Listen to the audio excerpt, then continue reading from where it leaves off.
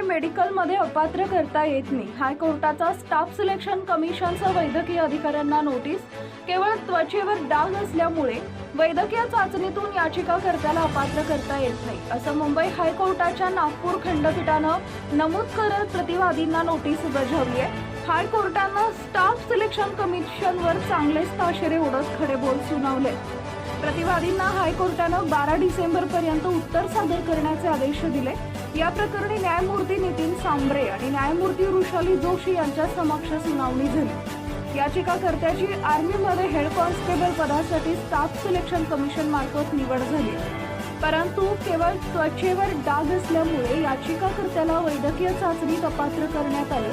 त्यामुळे याचिकाकर्त्यानं हायकोर्टात याचिका दाखल केली। त्वचेवरील डागाच्या कारणावरून याचिकाकर्त्याला अपात्र करता येत नाही।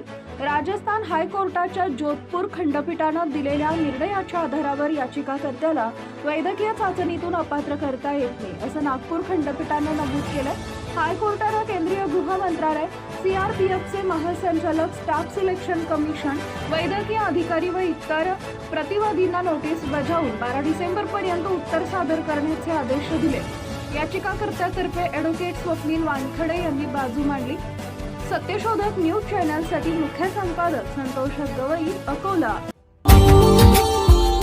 Subscribe now and press the bell icon.